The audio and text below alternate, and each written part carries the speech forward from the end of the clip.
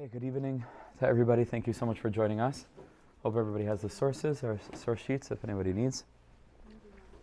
As we jump into a brand new essay, a brand new chapter, which I'm starting to understand are not actually chapters, which is probably why they don't have chapter headings. It seems to just be a collection of essays, so I'm going to stop saying what chapter it is. But we've arrived at page Nun Beis to begin a new topic on this journey into this realm of Hisbodedus, of spending personal, intimate time with Hashem, and what the dynamics of that time are, like what that means to spend one-on-one time with Hashem in the context of Hisbodedus, spontaneous personal prayer, personal connection. So let's begin. The title is Hoveh, which is the present, lo avar v'lo hasid, not the past and not the future. This is a very nuanced topic, and so we're going to try to cover it as clearly as we can, but it might take a little bit of thought and questions and trying to reflect and to understand the depth of what this actually means. But let's begin. He says, Klal Gadol Amru. They have instituted, I don't know who the they is in this context, maybe Breslover Hasidim of old, the previous generations, but they've instituted a klal, a principle, that yesh ba'kashas tefillah v'cheshbon hanefesh al ha'asid. There's a certain kind of prayer and a certain kind of cheshbon hanefesh where a person makes an inventory of their own spiritual development that is future-oriented, the thinking about the future. Yesh hoda ala avar. There is the concept of thanking Hashem, which relates to the past. Baram, however, Hisbodedus shel Yichud, what it means to experience a Hisbodedus session of Yichud, of one-on-one with Hashem, as we've been describing, hu rak al hahoveh, is a moment that's not focused on the past, and it isn't focused on the future, it is only focused on the present, on that moment. What does this mean? Yesh mevakesh havtacha shahamatzav yishtaneh mikfi shu ata.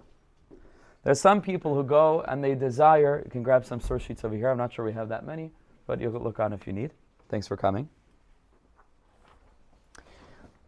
Yesh mevakesh havtacha, there's some kind of entering into a space with Hashem where a person is asking for a promise, for a guarantee. Shahamatzav yishtaneh mikfi shu ata. That Hashem wants that the situation should change. That the person rather wants that Hashem should promise them that everything's going to change, everything's going to be better, everything's going to be different. It's like escaping their current situation, hamar, which is bitter. And we say, Hashem, please give me a future that's different from my current present experience. A person's challenged, and that's one kind of tefillah. It's like Hashem, it's even beyond tefillah, because we're not even like davening for it. We're asking Hashem, can you promise me that things will be different? Because the way that things are now can't carry on this way, right? And that's this kind of communication with Hashem, where we're asking that Hashem should promise us that things should change. Okay, that's one kind of thing. Yesh mevakesh, there's another kind of requester, right? I don't know if that's a word, but a person who requests from Hashem. Shahatzar yo'elo l'tikun ha'avar, where a person is accepting upon themselves what they're going through because they assume that it's going to fix up the past. So they're still seeing their current experience through the lens of the past, and they're justifying what they're going through by saying, I'm sure, they say, like we say to people, we say it should be a tikkun, it should be a kapara, right? It should be an atonement for something in the past. So they're experiencing what they're experiencing in the moment, but only through the lens of things that have already happened. Because either they're focused on the future, Hashem, get me out of this situation, please promise me that everything will change, or they're okay with what's going on, or they're not really okay with it, but they're experiencing it, and the whole time they're running it through lenses of past experiences. Says Rav Kluger, these two might be holy and they might be wonderful. Shneim einam behoveh. But both of these experiences are not experiences of the now, of the present moment. They're not here. They're future-oriented or past-oriented. But he says there's another kind of consciousness, which is so rare to find today, people who have this consciousness, where a person is just living in that moment for that moment, as a thing that's unfolding in God's world, irrespective of what it might mean for the future and what it might mean for the past. It just is. These two words are very, very crucial to have in your head all the time. Just is. It just is. We're going to let Rav Kluger say a little bit more, but I just want to speak about this just for a minute. One of the concepts, and there are so many, but one of the connotations of this, that Adam and Chava, the first human beings, but it's really human being, right? Because Adam and Chava, vayu lebasar echad, they're one thing. The first human being eats from the tree of knowledge of good and evil.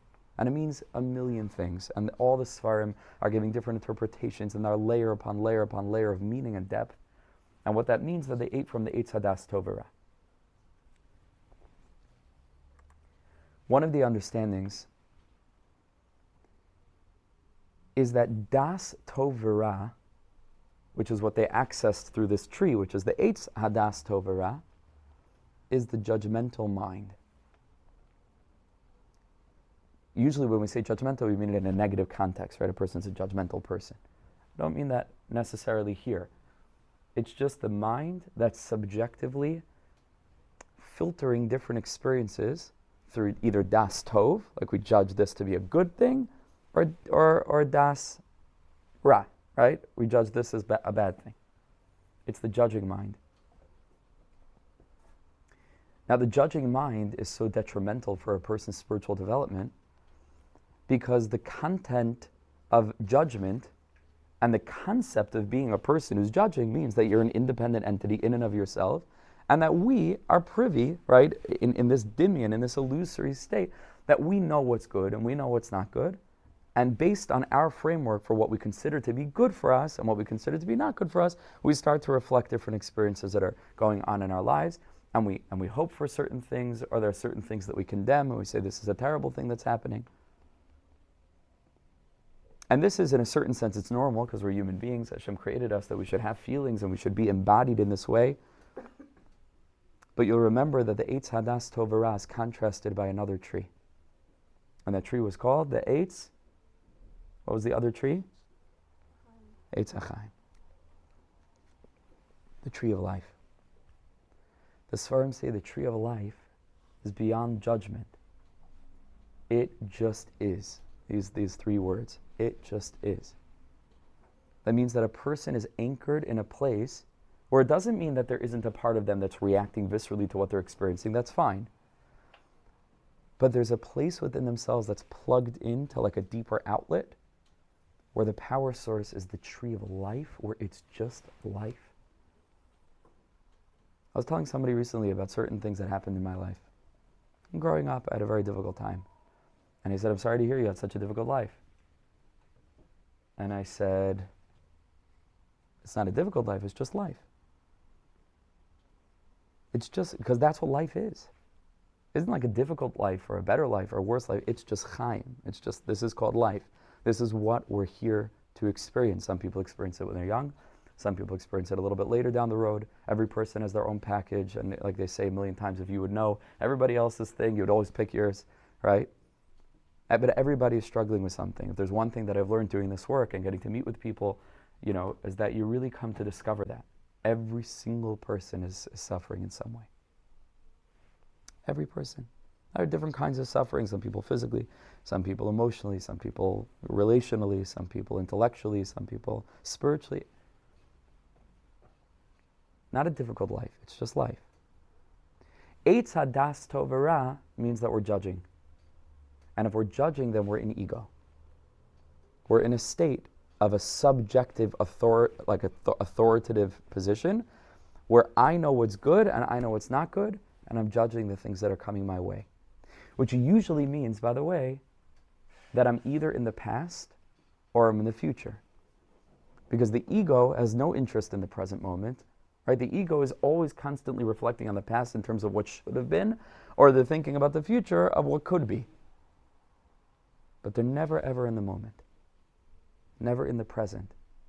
And these two things go hand in hand, right? The judging mind of eitz hadas tov v'ra is one with the kind of personality that's either always thinking about the past or always thinking about the future.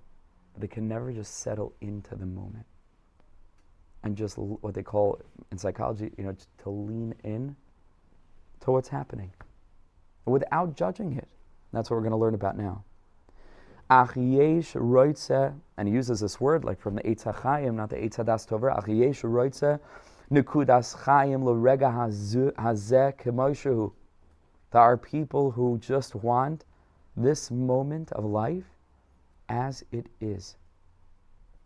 V'zesod yichud im rega hahove. That's called, this very beautiful terminology, these 4 words. Yichud im rega hahove. To have an intimate connection with the present moment. Not to be in an antagonistic relationship with it. I wish things were different. They aren't different. This is the way things are in this moment. What am I going to do? I'm going to fight it? Can't change it. If I could have changed it, things would be different. This is my situation right now. Most people are in conflict with their circumstances. Most people are just in perpetual conflict with it. And it's such a shame because the conflict avails us nothing. Because we cannot change our circumstances. Certainly not, with the snap of a finger. People make efforts. But when a person comes to acceptance, that's another word, right? That's related to this. A person, either acceptance, another related word is surrender. Then a person is in yichud im rega hahove. Magia lekabel moach v'lev v'chaim el hamatzav anochachi kefi shehu. A person arrives in hisbodedus not to beg Hashem to take them out of the situation that they're in, not to ask Hashem that whatever they're suffering through should be a tikkun for the past. There will be time for that in tefillah. There will be time for that in different experiences. Those are not bad. I want to make myself clear. It's not bad to think that way. That's part of Yiddishkeit. And we believe that things that happen are kapara for the past. And Hashem wants us to daven for the future. We're not anything that we talk about in this shiur is not, this is what it is. We're talking about hisbodedus. Right? We're talking about a very specific kind of moment with Hashem and what it's supposed to look like. We're not telling you what's good or bad for all other moments in serving God. Now we're speaking about hisbodedus. In hisbodedus, a person arrives lekabel moach v'lev v'chayim, to receive a mind that's active and not numb and not clouded over, but a clear mind, and to receive a vibrant heart, not a heart of stone, but a heart of flesh, a heart that's feeling. V'chayim, and a living heart and mind, el hamatzav anochachi kefi shehu, in terms of how to relate to the circumstance as it is in this moment, without anything changing. Ki ilu, and this is how a person should think in these moments, I will never have another moment. So I can forget about that. Like imagine that. Imagine if I only ever came down to the world just for this. Do you know, I was listening maybe, where was it, somebody in a podcast recently, I think somebody said, and it's so true, we don't really think about it that way, that very recently in history, not so long ago, people's lifespan were about 40, 50, in some cases even younger. Right? People left the world like 30, 40 years old.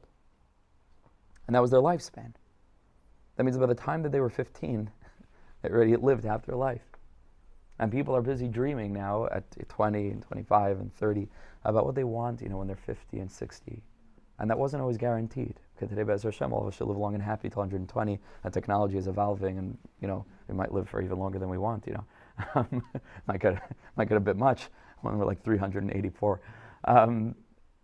But it's not so simple. And if a person is able to disengage from this, like tomorrow, next week, next month, next year, next job, next place, next relationship, and a person, because all that will be true, Be'ez Hashem will have tons of bracha and tons of everything in our future. But if a person's able to, like Ki'ilu, there's no tomorrow. Ki'ilu tomorrow is not even it's not even real. From the standpoint of where we're at right now, there is no tomorrow. Not that tomorrow isn't here. Ki'ilu, I came down to the world for this moment. So all of a sudden, then I have to start to contemplate that. Is it worth it? Was it worth it that I should come down to the world just for this moment? Can that be? Because the body, meaning the ego, will put up a huge protest. No way. It's impossible. You don't have anything in this moment. What's this moment? This is not life. Where the grass is greener is life. Then you'll have something, and then you'll experience it for a little bit, for a long period of time, whatever it is, but at least you'll have had something. But, right, so the body is screaming, and it's all relatively true, because there could always be more money, and there could always be, more fill in the blank, whatever it is that a person's lacking. Always be more of that, or better of that. And people think that a husband is going to be the fixing for them. Could be a lot of pain there also, and there's always fixing, always more fixing. No matter what the circumstance is, one way or another, there's always a tomorrow, right? Always. But let's say that we were availed the information, which I think we are, in the wisdom from our sages and Chazal. And I just told this to somebody else who was sitting right there the other night. The Chazal say, Chayiv kol adam loymer b'shvili nivra olam. Every person needs to say, the whole world was created for me. And I told this boy that I was speaking to, in my version of the Gemara, it doesn't say, like, on a particular day. It doesn't say, L'chayiv kol adam loymer b'shvili nivra olam b'yom kippur b'ne'ilah b'shnas tavshin pei dalid. When I was really connected and really feeling, or when I finished Shas, or when I, whatever it is, I got to Samad Drega and Tefillah, and I dabbled with Kavana, and I did HaHisbodedus for 10 hours, and it doesn't say that in my Gemara. It doesn't say when a person's allowed to say that. It just says that we are obligated to say that. And what that means to me is that a person who's reading that Gemara needs to be able to accurately proclaim that about themselves in their current circumstance on that particular day. That it was worth, not just for their neshama to come into the world, but for the entire world to have been created, from beginning of it to the end of it, for that particular person on that particular day. And that's every day and every particular person all the time. And that's what Chazal are teaching us. And we have to think, how could that be? So all of a sudden you have to transform our whole perspective on what this life actually is all about. One second, because if we have our expectations, then maybe we'll never ever get there. And that's the Eitz Hadas Tov Ra, where my expectations are causing me to filter certain experiences through what I'm going through, vis-a-vis what I thought that I deserved, or I thought was going to happen, or I wished, or I wanted, and to swap that out for the Eitz HaChaim. This is God revealing Himself in my life. I don't like it. Could be most of the time I don't like it. But this is what it is. And the neshama is in the world to experience. And not to judge, but just to live in it. And it's not easy to do this 100% of the time. Maybe it's not even easy to do this 1% of the time. But what Rav Kluger is saying is that if we can carve out some time in our day or in our week to enter into this consciousness, it could be the rest of the time we're busy doing ishtadlus and davening for the past and believing that it's a tikkun davening for the future, believing it's a tikkun for the past. That could be true the rest of the time. But in HaHisbodedus, to enter into this yichud. Let's just finish the paragraph. Magia lekal moach v'lev chaim el hamatzav hanochachi kefi shehu. To connect to the situation as it is right now. V'achein, and he says it is true that hamusig yush, the concept of despair, kayam rak karshem redabrim ala avar or ala asid, only is relevant when you speak about the past or you speak about the future.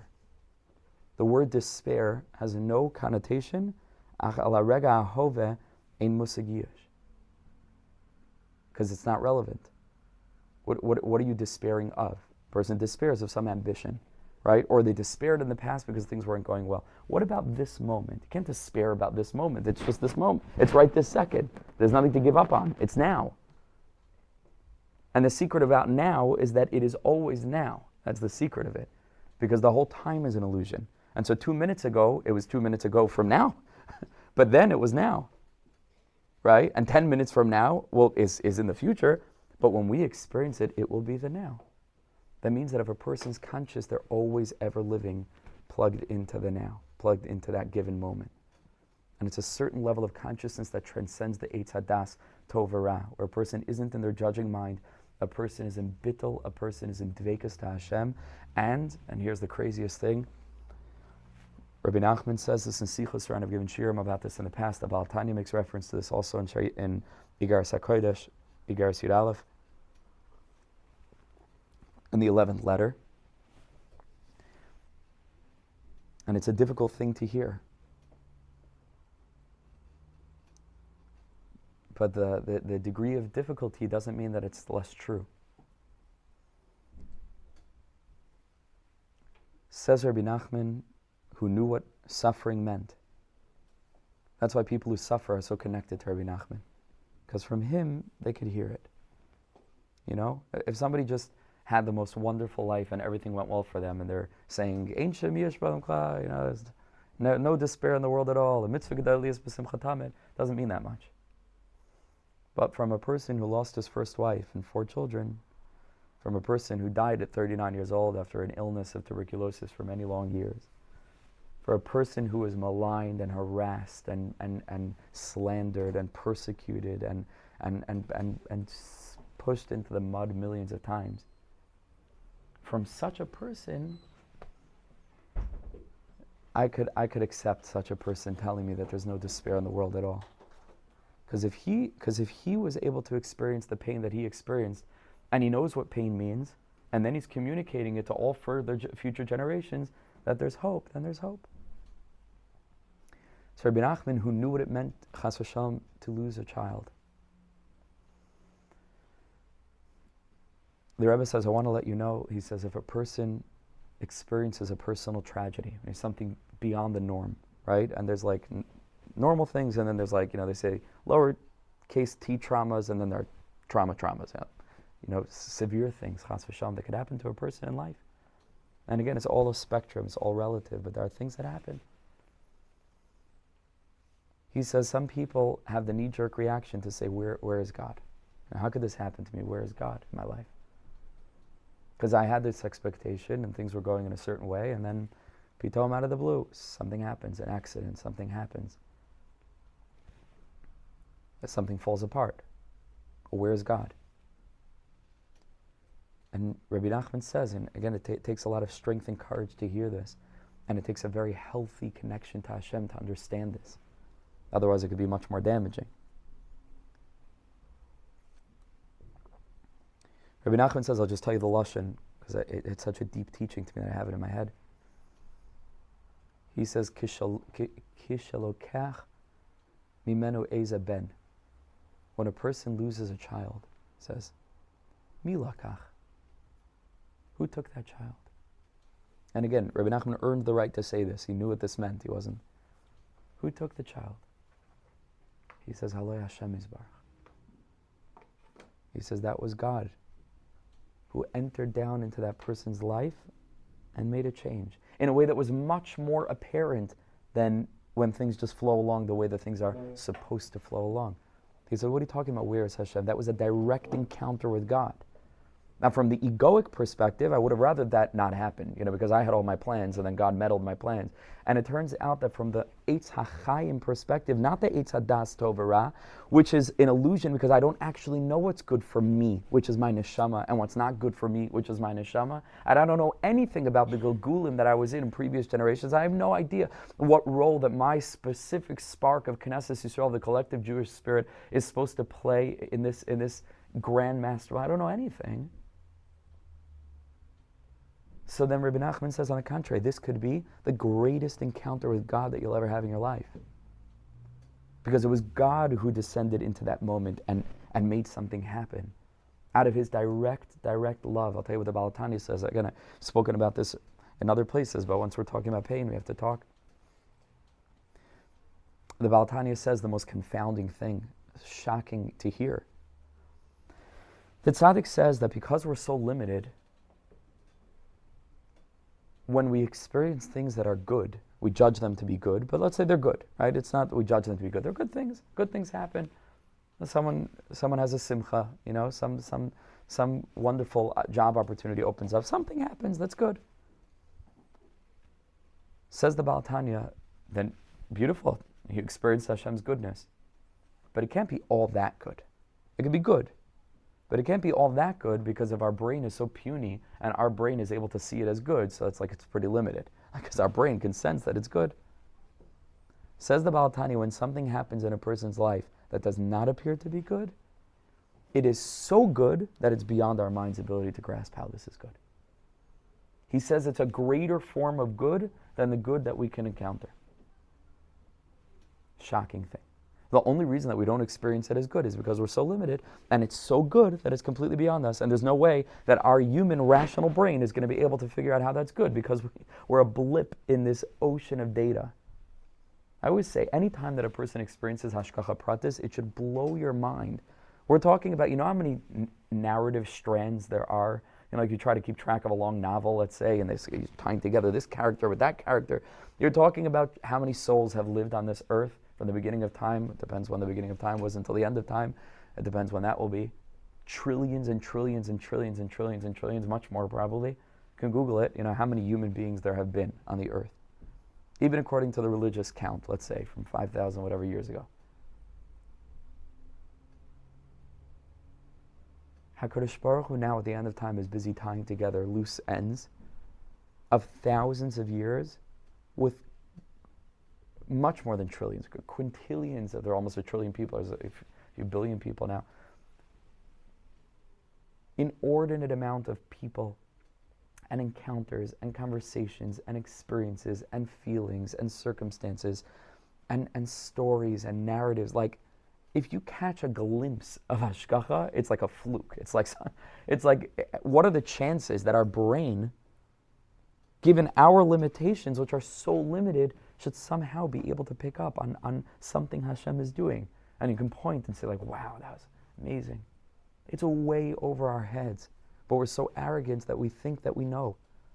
And we're so arrogant that we develop expectations. And we're so arrogant that, again, it's not bad, it's just the reality that we start to judge things. And we are not only not living in the moment, we're in conflict with the moment, in a fight with the moment. And then we despair.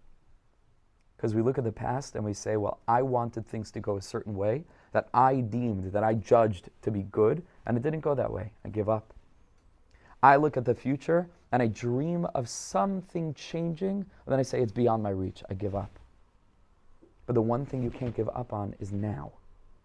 Because there's nothing to gain. Right? There's nothing to earn. It's just life as life, and that's true for every single moment.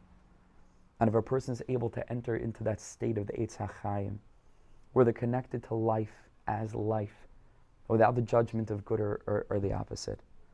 And if a person is able to connect to emunah, real emunah, which means that I'm mevatel myself. I don't know anything, but what I know is that it's good. How is it good? I don't know if I could see that it's good, it's beautiful, and like the Lubavitch Rebbe used to bless everybody, hatoiv hanir v'niglis. It should be revealed good. Everything is good. We should see it. We should see that it's good.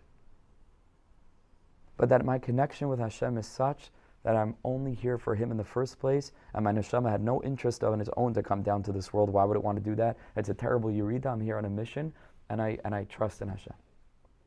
And I have bitachon that if this is how my life unfolded, and if these are the things that I experienced as a child, and if these are the circumstances that I experienced, and et cetera, and this is my circumstance right now, doesn't mean things can't change, but that's what I'm going through, it's a certain degree of bittul, a transcendence of the Eitz Hadas Tovara, and a direct connection to the Eitz HaChaim to get myself out of the way, and not to be at conflict or at odds with the present moment.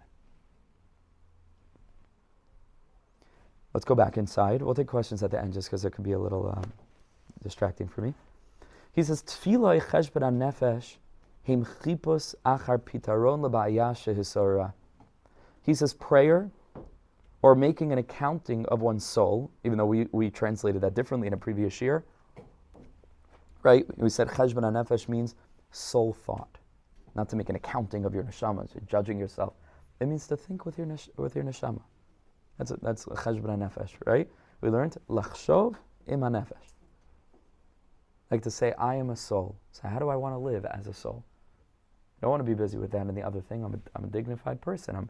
I'm a bas melech. I'm a ben melech. I want to be elevated. And that's called cheshbon nefesh. That's what we learned. But he says ultimately the whole concept of prayer or cheshbon nefesh is to seek after a solution to a problem that's arose or arisen. Tahainu, which means if it arises that a person, let's say for men, he's not learning properly, or someone's trying to work on lashon hara, or a person's trying to work on any area of self-control, whatever it is, it's all avodas Hashem. There's nothing outside of avodas Hashem. The more that we're becoming human, it's closer to Hashem, whatever a person's working on. Less of an animal, more of a human being. But if it arises that a person is falling short of those standards, for example, so it's an issue, and he has to think about what's the nature of why I fell in that area, and how can I fix it, so that shouldn't happen again. So he comes to tefillah, and he asks Hashem, please help me, that I should be able to act differently in the future.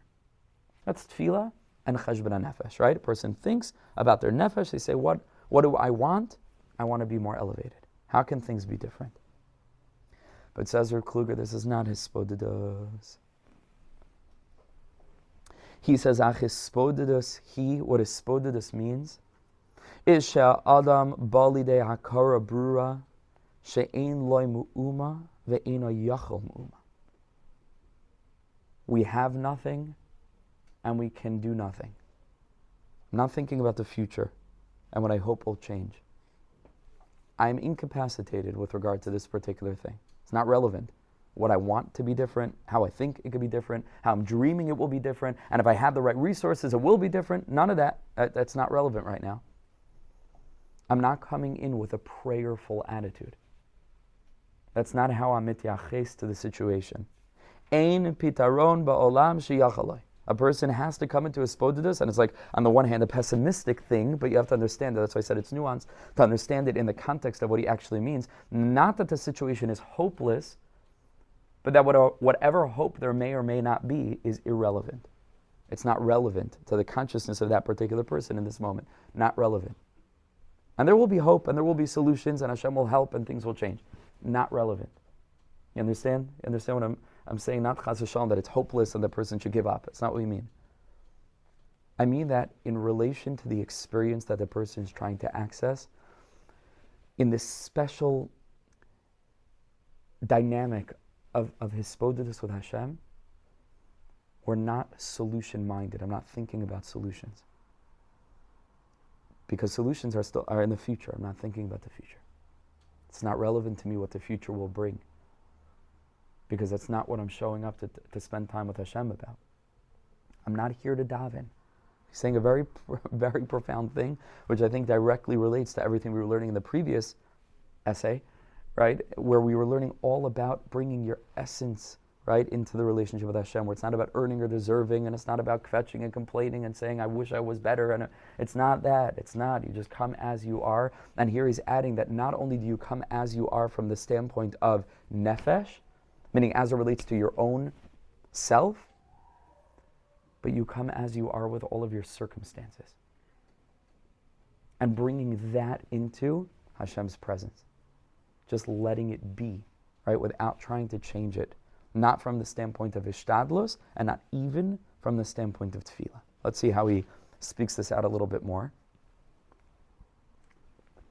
He says, Ki yeled she'eino mistader. He says, you show up to hisbodedus like a child, she'eino mistader, where nothing is in order. K'derech misha hizdabech bechovos, like a person who's just stuck in debt, shekvar ein lo eitza v'tvuna, and he has no way of getting free from it. Nothing. There's no way out.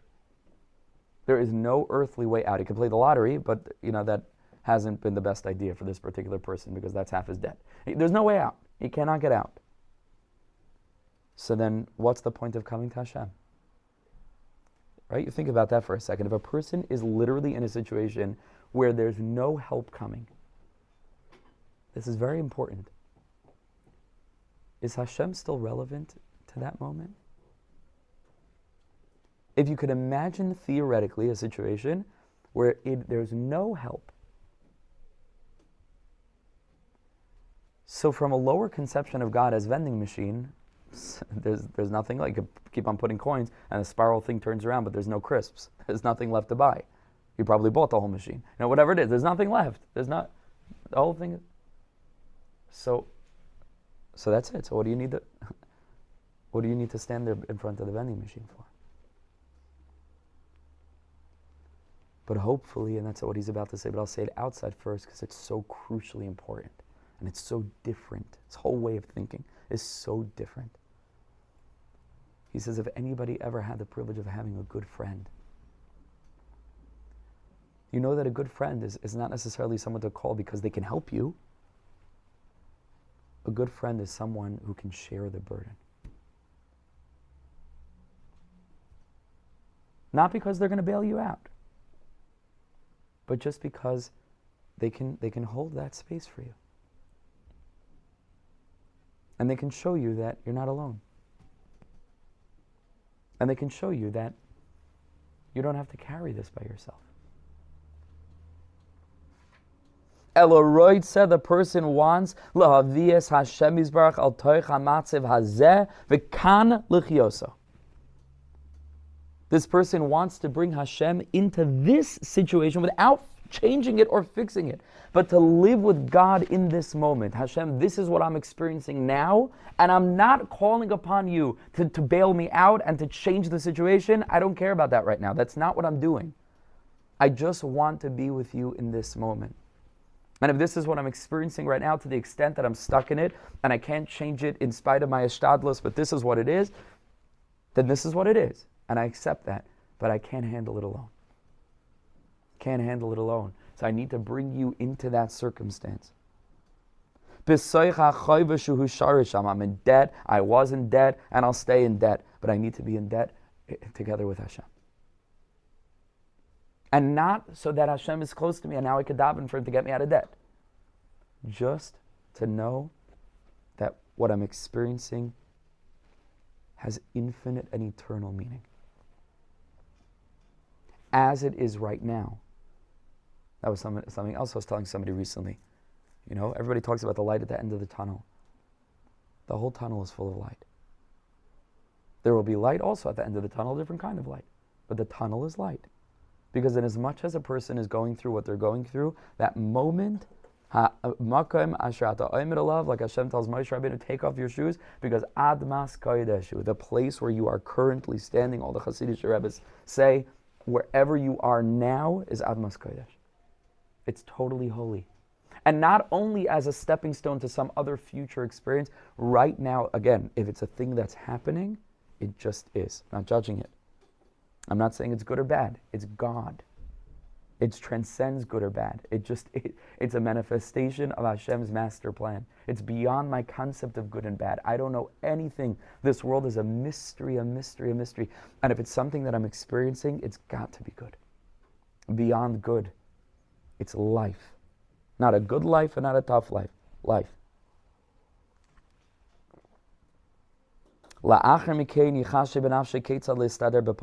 Says Reb Kluger, after having these moments, then you'll go and you'll think ishtadlus, and then maybe you'll daven, and whatever it is, you understand, and then you'll take care of what needs to be taken care of to try mitkadem, to move forward.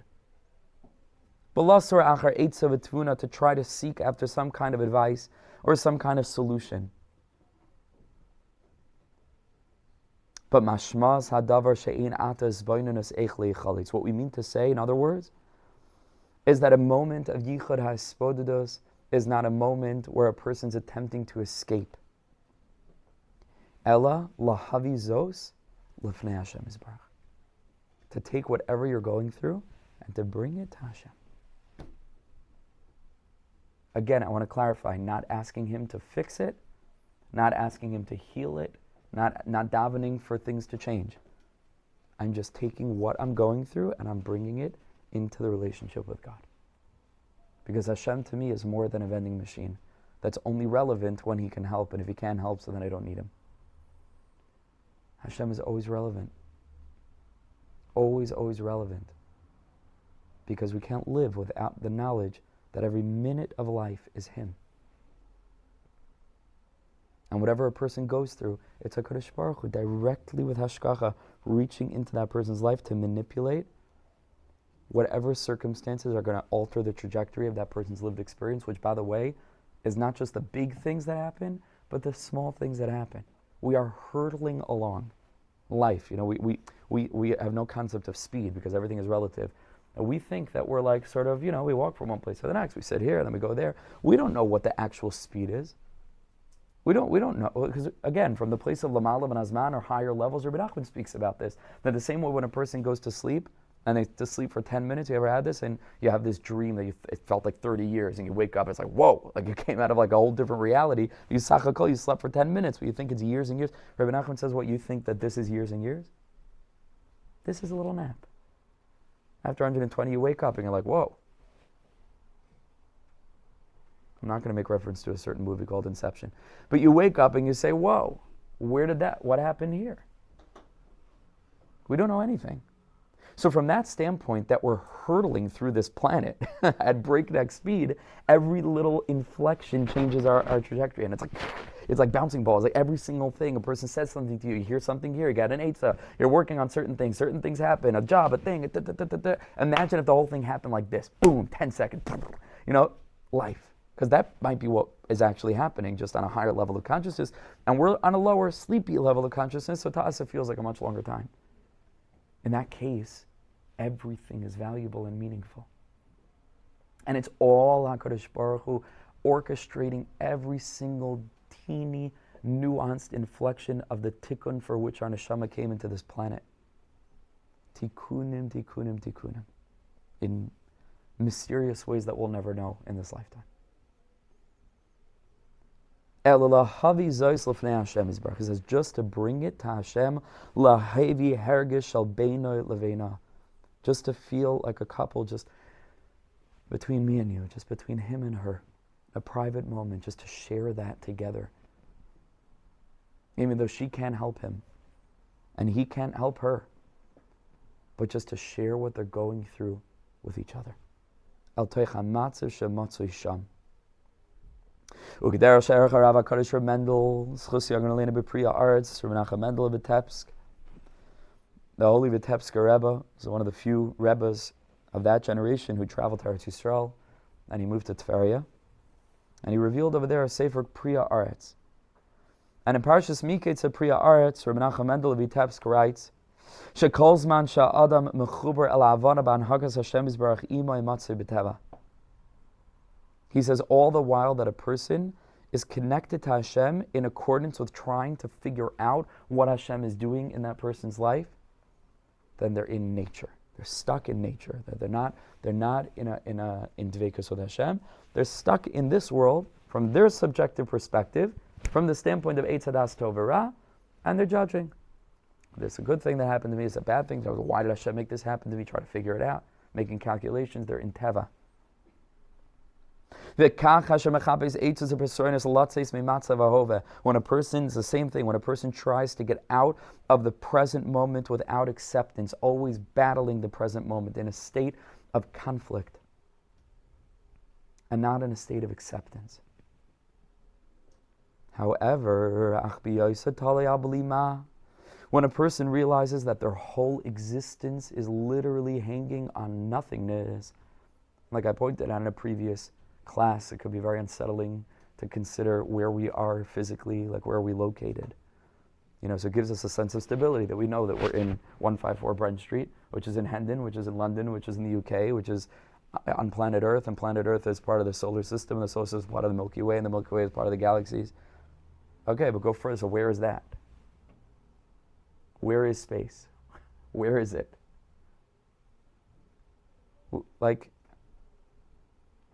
What is it? Do you understand that we don't know we walk around with all of these thoughts like Yi'ilu.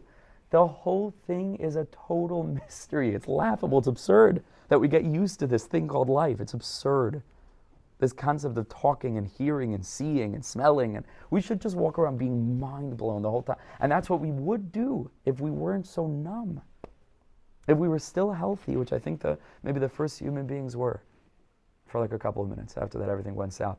But maybe there were a couple of minutes where people were still sensitive and normal, to be awake to the shock of fingers, like the shock of speech, of learning, of taking in information, of remembering. Rabbi Nachman says, what a miracle to remember. Says the Rebbe, and it could happen. Just today I was sitting with my Shmuel on the couch, reading a book, and Shmuel was trying to remember a certain silly word that his cousin says. And he couldn't recall it. And I pulled it up. I haven't thought of this word gugalega in like 5 years because she grew up and she doesn't say it anymore. Where in heaven's name was gugalega in my skull? Where was it? Because Rabbi Nachman says it's a miracle. You pulled it out of thin air. Like, these are unbelievable things. Data that I could communicate, that becomes part of a shiur, that now you'll have the word gugalega in your head forever. Right? It's unbelievable. Where did it's miracles? The miracles upon miracles. I become so numb and so closed off and so stuck. And it's all ego. When we say ego, we don't mean arrogance. Ego just means a high concentration of subjectivity. You know, ego, I heard from Rav Y. Jacobson, is Rosh Hashanah, is edging God out. Ego means I'm centering myself in my current experience. Ki ilu am a yesh nifrad, and the whole world revolves around my expectations and my eitz hadas tov v'ra, and it doesn't. It just doesn't. And because it doesn't, it really does, right? Meaning, because it's so beyond what I consider to be good or evil, it's all good and it's literally all for me, but not in the way that I think, in the way that God thinks. And Hashem says, my thoughts and my ideas are different than your thoughts and your ideas. And Rabbas machshavas b'lavish, and you'll have all these plans, and va'atzas Hashem yisakum. God's plan will prevail. See, he says when a person realizes, when a person realizes that we're literally hanging on nothingness here, when a person doesn't understand, and they're totally confused, but they're not confused because they're trying to figure it out and they can't figure it out. They get to a point where they say, I'm just going to stop because I don't know. I don't know. It's not even worth trying to figure it out. I just don't. There are things in life that are just a mystery. It's my favorite word. It's just a mystery. I don't have to know it. I don't have to figure it out. I don't have to give explanations. I don't have to give answers. I don't even have to figure out theologically how to justify this tragedy, that tragedy. It's just a mystery. Beyond me. I'm just a little human. I can only see out of one side of my head. I don't know. It's crazy. I can't even see what's behind me. I'm so limited. Even physically, I don't know what's going on. I don't know anything. And that's liberating, freeing, that's freeing. For a person to connect themselves to the true way of looking at things, the objective reality, which is that I don't control the world, and the world doesn't revolve around me, and I'm not here for myself, because that hasn't been working out too well. And yet I believe that b'shvili nivra olam, meaning to say that whatever it is that I'm going through in this moment without trying to change a thing, on this particular evening, Monday evening, March 24th, is exactly the way that everything is supposed to be, precisely. I don't understand it. There's a part of me that wishes things were otherwise, but it isn't. And that part of me that wishes that things should be otherwise is just not privy. It just doesn't have all the information. It's just lacking data.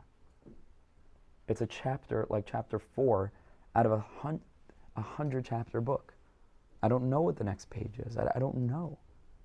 And a person gives up because they're so disconnected from the present that they're so thinking about the future, and they give up. What are we giving up? Anything could change. And whatever will change will be a direct outgrowth of my experiences in this moment, whether I judge them to be good or whether I judge them to be bad. The eitz hadas tov, the eitz hadas ra, eitz hachayim. It's just life. It just is. It's a thing that's happening in God's world. You just watch it with curiosity. You observe it. This is interesting. What's Hashem doing now? Look at this. This is an interesting development. Wow. This is not how I thought my life would be. What a strange thing. Wow. I wonder where this road will lead. I don't know. It's a mystery. With curiosity. When a person is clear, that listen to these words, ve'enai maven, he doesn't understand, ve'eni yodeya, and he doesn't know, uklal ein bar lo ma'omed lias imai, and a person is not clear what's going to be with them.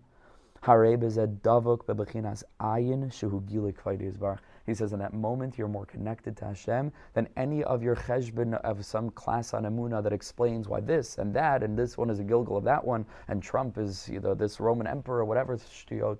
It's all shtuyot, because who knows, unless you're a Navi. If you're a Navi, I'd hope you'd have more important things to tell me than who Trump is, can say something that matters. It's all shtuyot. Nobody knows anything. But let's imagine that a person knew. He says you're much more connected when you're in a place of ayin, of bittul, because in that place you've gotten yourself out of the way and you're totally connected to the infinite mystery. There's nothing preventing, nothing in the way. I gave a shiur earlier on Sichos Haran about Hashem's sunlight is constantly filling our lives, but we're putting things in the way, and that's causing shadows.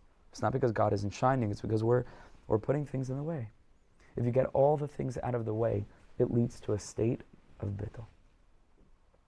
Bittul, I'm surrendering to this. I'm not in conflict with this. Because I'm shifting out of my ego mind, which is Eitz Hadas Tov Ra, and I'm shifting to the Eitz HaChaim of just being open by redefining what it actually means to be alive in the first place and why it is that Hashem put my soul into my body. Which is not to have all these expectations of whatever I thought would be. It's literally to take whatever broken, shattered shards that I have in my life of one type or another, and to just sweep it into some kind of bag, and to take Hashlech al Hashem Yahavcha, and to bring it into the Yichud room with HaKadosh Baruch Hu, to just put it on the table, and say, okay, here I am, Hineni.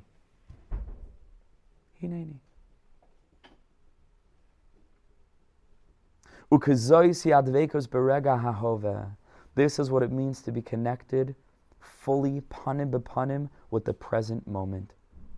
The constant running to the future is like to be connected to some hope that things might change, and how will things change, and I dream and I daydream and I imagine and I wish and I hope and I think that maybe it could be one day. That means that you're connected to the future, you're not connected to the moment. Like we're thinking of some kind of pitaron, some kind of strategy to escape where we're at, because a person doesn't want to feel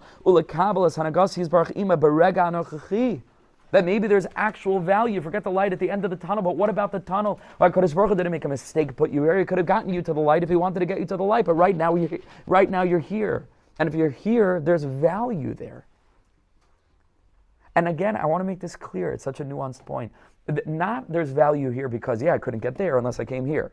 I'm not talking about that. I'm talking about fundamental, essential value in the present moment. Dark as it is, difficult as it is, confusing as it is, frustrating as it is, painful as it is. Here, now. Because how am I going to encounter HaKadosh Baruch Hu if I'm always running away from Him? And you say, running away from Him? I'm trying to run to Him. I want that He should shine in my life. I want that. And the answer is, Hashem is shining in my life. I just don't know what it means for God to shine in my life. Because I want God on my terms. I want the vending machine God who's giving me things all the time. And Hashem says, I want you in a place of vulnerability where you're batal. And then when a person's able to open up, the gifts that they're getting in that moment is far greater than any hope that they have for this worldly experience. Because in that moment you're connected to the eternal abundance of the infinite. If a person is ready to be like found, like a person comes looking for you, where are you? They're in the moment. And they settle down into this experience like right now, without moving forward, but literally leaning into the present. In that moment, the person is living the the kavod, the presence, the glory of Hashem's kingship. Which is not in some future moment, because we do say Hashem Yimloch, and we also say Hashem Malach, right? Hashem was the king, but most people don't have the Hashem Malach, which means God is the king right now. And whatever I'm going through is literally an experience of Hashem right now. And this, that I don't experience that, is because I'm rooted in myself as opposed to being rooted in myself, with a capital S. Which is Hashem's master plan, which is the reason that I'm in this world in the first place, is to go through what I go through with the consciousness of acceptance, surrender, and the realization of coming panim b'panim to Hashem, no matter what mask He's wearing, I don't care. But it's the realization that God is here now, not there then, and not in some other place. And this is always true. Now the challenge is, this will end, the challenge is learning how to balance, which I always come back to, learning how to balance this particular avodah of hisbodedus, which is just for a limited period of time, with the avodah of tefillah, which is real, and the avodah of cheshbon hanefesh, which are real, and the avodah of feeling catalyzed enough to make the actual changes necessary. Otherwise, nobody would ever do anything. And you just sit in bed and just be in acceptance your whole life. Obviously, HaKadosh Baruch Hu doesn't want that. The Medrash Tehillim says pretty plainly, even though it's a little bit of a Christian construct in English, but the Medrash says this very plainly, that God helps those who help themselves. And so there has to be an aspect of like sort of helping yourself to get the ball rolling. So it's a very fine balance. But again, for our Chaver, we've spoken about that balance before. Ratzeh v'shoiv, right? We've spoken about this, wanting, to change and to make a shift, and also accepting how I am right now. So this is, again, the same dynamic of the synthesis between Ratzo and Shov that we spoke about from the standpoint of the individual, just reflected circumstantially. So on the one hand, I want things to change, and things will change. Things will improve, and I'll make the necessary efforts, and I'll daven for things to change, and I'll go to Rebbes, and I'll do skulas, and whatever. That's fine.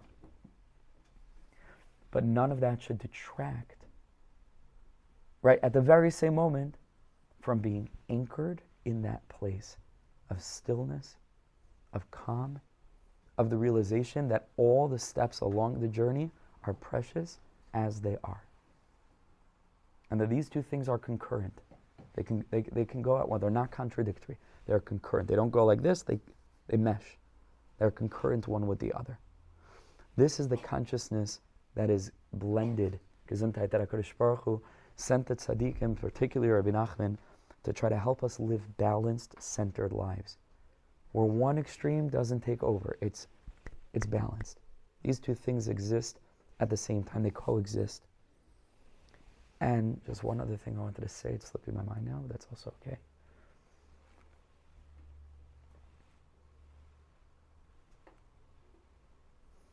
Yeah, it'll come back to me a different time. Okay, but that's the shiur for tonight, which I think is very, very important. Very, very, very important. Okay, we'll take a quick question. I know some people have to leave, so feel free if you want, but if you had a question to ask? Yeah, I have two. Yeah. Recently you mentioned that spiritual lows, the reason we have them is to make the spiritual highs more meaningful and to actually enjoy and so it doesn't come together. But doesn't that mean that that moment only has value vis-a-vis the future or past? So I said earlier is that everything that we're talking about, accepting the value of the present, doesn't negate the fact that there's also a way in which this is a stepping stone for the future. That's true. Doesn't take away that. All right, and it's something similar to what I just mentioned, that you can still daven for the future, and you can be rooted in both of these places at once. Now we're speaking about an essentialist value, right? An essential value, irrespective of anything that's going to happen or will happen or won't happen in the future or the past. But it doesn't negate that. Right? That could also be a level, but that's not the level that we're talking about now. But if I came down to this earth to experience a moment where I'm not even connected to Hashem, then what is the purpose of that? How are you experiencing that moment? Meaning it depends. If a person experiences that moment without consciousness of Hashem, then they're not experiencing Hashem. But if they're experiencing a moment of disconnection from Hashem with the consciousness that Hashem is there even though I don't feel it, that's a connection to Hashem. Like the Baal Shem Tov teaches that Anoichi Haster Aster Panabiyamahu, that God is only hidden when you don't know that He's hidden. But if you know that God is hiding there, so then that undoes the Hastara. Then you found Him. So He's not, right? So again, it doesn't feel like Ni'ila, and it doesn't feel like the Kotel, and it doesn't feel like the Marsa Machpelah, and it doesn't feel like Kever Rachel, and it doesn't feel like Uman Rosh Hashanah, it doesn't feel like an ecstatic spiritual experience. But who said that that's what, like who promised you that? God promised you life. And the tikkun for your nefesh, and ruach, and neshama, and chaya, and yichida, and for you playing your role as a soul born into this world, to bring the world closer to its tikkun. How, what, when, how, where, in what way? Lo yadea, lo ichbatli. It's just life. I'll live it out to the best of my capacity. I'll make my human judgment with regard to, because that's okay. Right? We have that part of us. Oh, that's what I wanted to say. And then I'll really finish. I'm so sorry we're going over time, but just to clarify this last thing, because Hashem put it back in my head. I'll make my steps, and as I'm going along, the ratzai, I have the shov of knowing. Every step along the journey, every minute along the movie is valid, independently of what it will be. The one thing that I wanted to say, just in terms, because it would be a very helpful thing, is that there's this concept, it's really from Eastern traditions, but it's a mashal that's used a lot, of a stormy ocean with tons of waves on the surface, frothing and splashing, and it's very stormy. And then the sort of meditation practitioner will have you try to imagine that you're like on the surface, and then imagine that somehow you gain density, heavier and heavier, and you just sink below the surface. And if you sink below the surface 10, 15, 20, 30 feet, silent. Still and silent. Does that mean that on the surface things are not stormy? They're stormy. But you are rooted in that place of calm. From that place of calm, you can then engage with the storm on the surface. This is the synthesis of these two consciousnesses. Hisbodedus is a moment of anchoring yourself in a place of calm, of acceptance, of surrender, of connection to Hashem, panim bepanim. Then, after Hisbodedus, you come back out, you face the world. And we'll face the world with all the good, bad, and ugly, and all the jagged edges. And we'll face the world. But we're rooted in a place of Hisbodedus. Okay, thank you so much for listening. Oh, I'm sorry, I didn't see a question. Okay. Yeah, very, very quickly. Just in order to neutralize like the judging and you gave the thoughts and everything, how often do you suggest that you do Hisbodedus and meditation, etc.? I reckon as much as, but in healthy boundaries, and knowing what's sustainable for us. So it's much better to do something shorter consistently than to have these grand plans of doing a 2-hour Hisbodedus and being one of those people who I do Hisbodedus, but I don't actually do it, because it's like I don't have time. But to make it 10, 15 minutes, it doesn't take long. But to have some time a day carved out for this consciousness, anchoring ourselves in it, see the rest of your day changes. Yeah. Okay? Yashar Kach, thank you so much for joining. I'll see you next week, B'ezras Hashem.